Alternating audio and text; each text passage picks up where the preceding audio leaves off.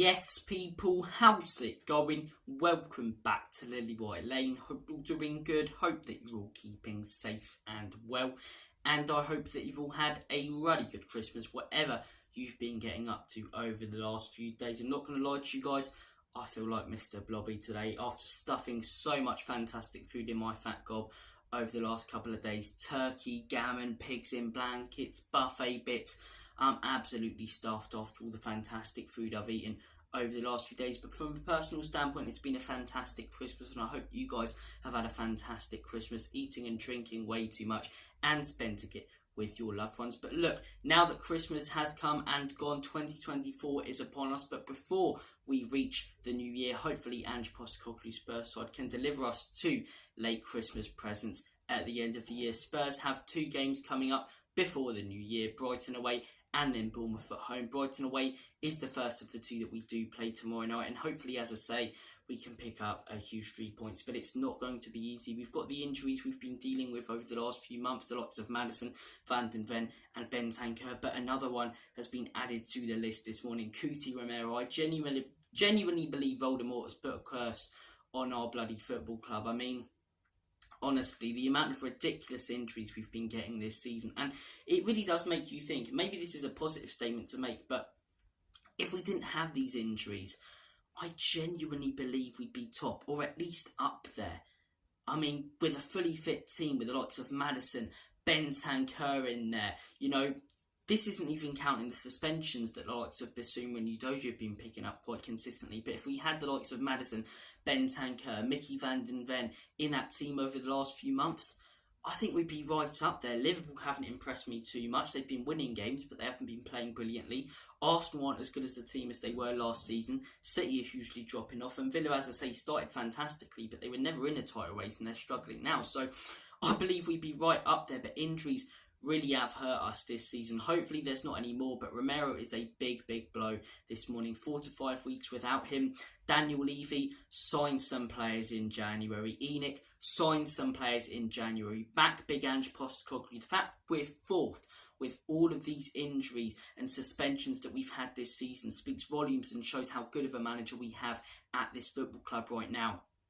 Back him with a new centre-back. And this is why when we signed Johnson in the summer and everyone was getting excited, I was actually quite frustrated. I was quite happy with a lot of the signings we made in the summer, but I wasn't happy with the fact that we didn't clear out the deadwood, and I wasn't happy that we signed another centre-back, because I said at the time, and you can go back and check, you know, my summer transfer review and all the videos I did at the end of the window when we signed Brennan Johnson, we should have signed another centre-back, because if Mickey and Romero get injured, we're relying on players who we know aren't good enough, the likes of Eric Dyer. Ben Davies, I said in the summer wasn't, but he's been really impressing me the last few weeks, so I'll take that statement back. Or youth players who I trust in the future can be fantastic for us, but are nowhere near ready, the likes of Dorrington and Ashley Phillips. And funnily enough, we're in that position, but luckily January's coming up. I really do hope that Daniel Levy and Enoch back this manager with centre-back. If we can sign Tobido early, that'd be fantastic. But no hanging about, no waiting till the end of the window to do deals. The January period is very important. We've got a lot of games coming up thick and fast. Our first cup game, we need to sign a centre-back, and we need one quickly. I'm frustrated that January's so close and we haven't identified one, and we're not in, you know, advanced talks right now. We need to get talks going with, someone like a Luke Haber or a Tobido and bring them in. A midfielder, that's another position and another player that I'd like to sign, maybe even a Calvin Phillips. I think all the pieces add together for that transfer.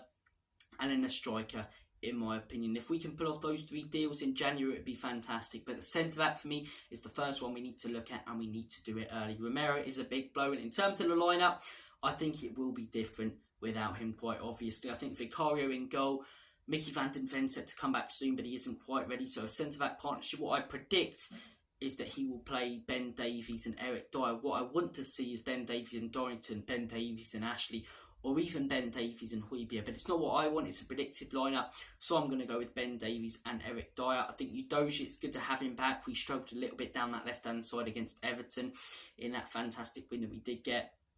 I think Udogie plays now that he's back from suspension. He needs to be careful not to get himself suspended again. Porro, been outstanding this season, quite obviously, playing at right back. Bissouma now, we're not going to have him again. Really frustrating and stupid suspension. We're not going to have him for the whole of January. Same as Sarr, so another reason why we need to bring in a midfielder. Look, the midfield options, there's not a lot of them. I think you'll most likely go with Højbjerg. I think you'll most likely go with Sarr and then Kulusevski as an attacking mid. Look, Højbjerg wasn't brilliant in the last game, but Sarr was. Run the pitch, and if he can do that against Brighton, I'm confident we can get a result. Because look, they're not an easy team to play, Brighton. They're in the top 10, but they're not a team that strike fear into you like they did last season. They're not a team that play free-flowing, fantastic football like they did last season at the end with zerbi. I can't see them qualifying for Europe, to be 100% honest, this season. I still think top 10 for Brighton is good, but they're not as good a team. So I do think Sarr, as I say, if he can boss the midfield, that hugely help us out and probably get a result in this game, maybe even a win. Kulusevski's an attacking mid, that's his position. He can play right wing and attacking mid, just as good in both positions. So I'd like to see him play there. Up top, Heung-min Son on the left. Richarlison as a striker who can't stop scoring at the minute. Hopefully he bags another one. And Brennan Johnson on the right. That's what I predict. Is it what I want? I think we haven't really got many other options than Højbjerg in the midfield other than Skip. And the defence, as I say, I'd like to see youngsters, but I understand why Ange wouldn't play them. As I say, it could make or break their career, giving a Dorrington or Ashley Phillips a chance in this game. But look, score prediction wise, I think Brighton, look, they're not the best team in the world, but they're still a tough team to play against. They haven't been playing fluid football. We have. The last couple games haven't been our most amazing performances. The Newcastle one was brilliant. The last couple just been quite solid wins.